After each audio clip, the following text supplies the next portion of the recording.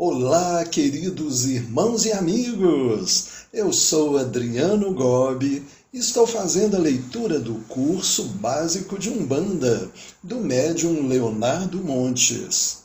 Hoje nós leremos o capítulo 23, intitulado Pontos de Força na Natureza. Vamos a ele. O homem primitivo sempre percebeu o valor real e simbólico da natureza. Mais do que isso, sempre viu a natureza como sua grande casa e seu refúgio, onde obtinha o necessário à sua sobrevivência e para onde deveria voltar um dia quando seu corpo já não mais vivesse. É assim que, de uma forma ou de outra, todas as culturas estabeleceram alguma relação de sacralidade com a natureza ao seu redor. Na nossa Umbanda não é diferente. A natureza é extremamente importante para a religião. Vamos falar um pouco sobre portais. As tradições místicas de vários povos nos falam a respeito de portais, isto é, lugares na natureza em que encontraríamos passagem para um mundo novo.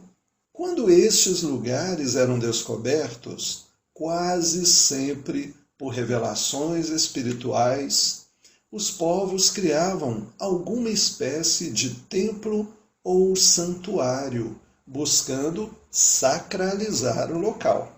Como quase sempre ocorre, além das narrativas folclóricas, há um quê de verdade nessas histórias. O portal, contudo, não é um local místico que nos levaria para um outro lugar do planeta ou mesmo para um outro planeta. São locais em que as distâncias entre as esferas espirituais são menores e por onde os espíritos normalmente atravessam de um plano para o outro. O espírito André Luiz, através de Chico Xavier, chamou esses locais de campos de saída. Assim, mais uma vez, vemos que as coisas sagradas sempre foram conhecidas, se bem que com nomes diferentes. Os portais são verdadeiras estradas espirituais, ligando um plano a outro. Caminhos que os espíritos tomam para passar de um plano a outro de forma mais rápida. Aos olhos humanos, não há nada no local que indique a existência de um portal.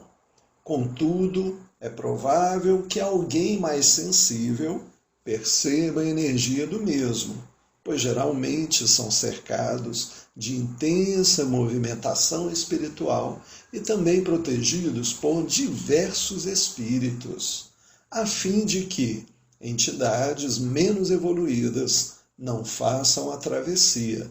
É preciso ter evolução compatível. Tais portais não são raros e nem fixos.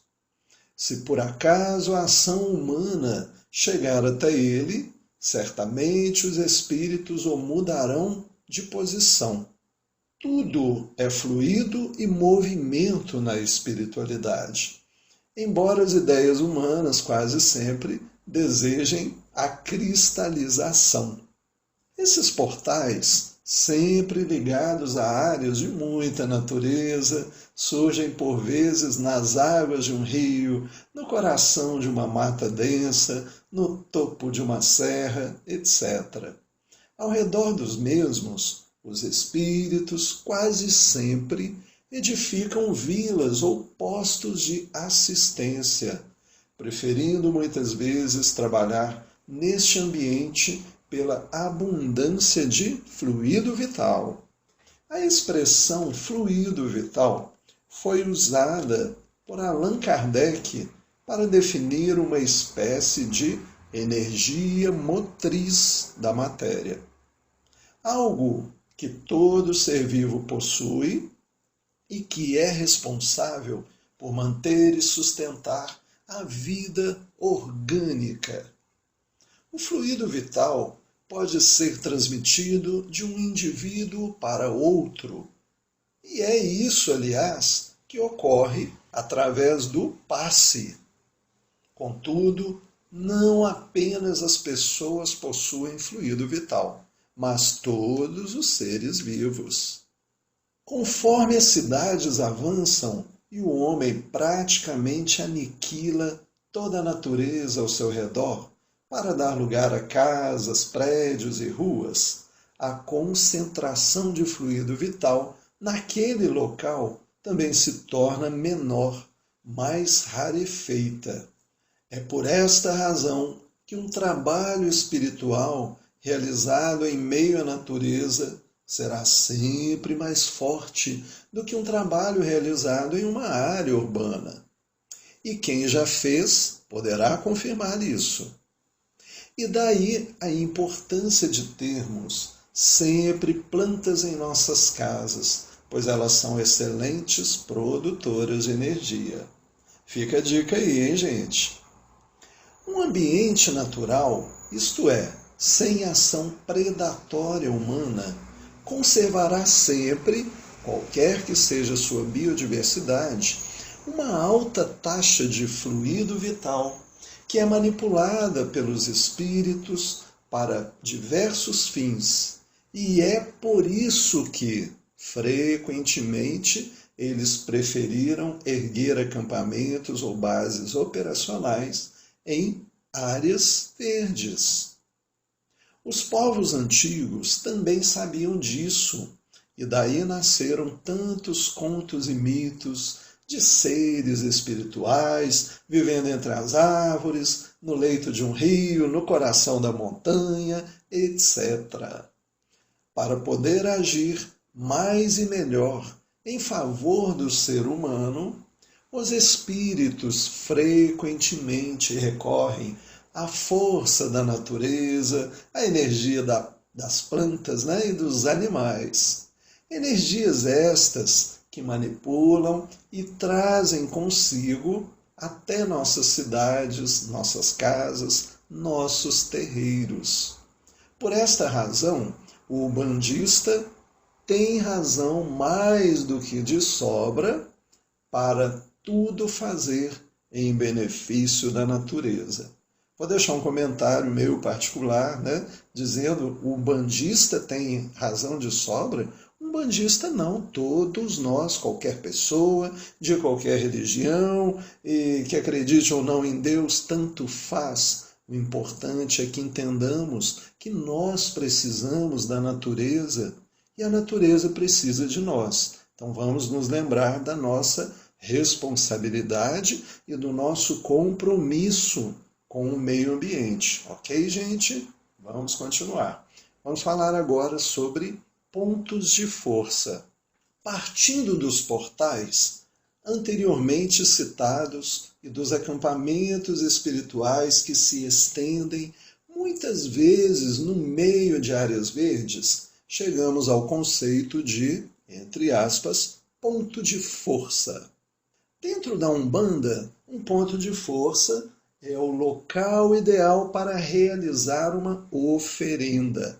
Lembrando que nós vamos falar mais sobre oferendas no próximo capítulo. Como se, ao realizar a oferenda naquele local, ela se tornasse, muito entre aspas, mais bem aceita ou mais facilmente entregue. Perceba que se trata do mesmo princípio que abordamos anteriormente, porém levado por muitas correntes de pensamento de forma literal.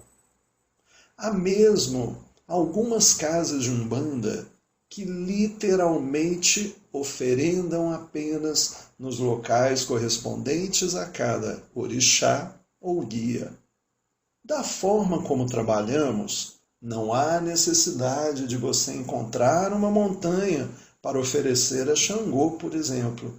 Você pode fazer isso dentro de uma mata que classicamente é atribuída aos domínios de Oxóssi, e não há problema algum, pois além dos mitos, nós enxergamos a essência da natureza que comentamos anteriormente. Da mesma forma, você não precisa procurar a esquina de alguém para poder fazer um agrado para Exu. Você pode fazer isso no terreiro ou, se houver permissão, na garagem da sua própria casa. Pois se o Exu pode ir até o terreiro para incorporar, por que não poderia ir e receber oferenda em qualquer outro lugar? Toda a natureza se converte num ponto de força, e é por isso que se trata de algo tão importante para nós. Ao realizarmos uma gira no meio da mata, por exemplo, estaremos trabalhando dentro de um ponto de força, dentro de um ambiente carregado com fluido vital e que certamente beneficiará nossos corpos e nossos espíritos. Assim, o que importa ao buscar a natureza, seja ela um rio, uma mata, uma serra, um campo, é que você consiga se desligar do agito da cidade e consiga, através da sua oferenda, estabelecer um elo material para um sentimento imaterial, ligando a sua mente à energia do local, pois seja na praia ou na roça, se você estiver de coração, as forças que você evoca responderão, trazendo a você todos os benefícios possíveis através da força da natureza. Queridos amigos, aqui se encerra o nosso capítulo 23. Muito obrigado a todos, um grande abraço e até a próxima. Tchau, tchau.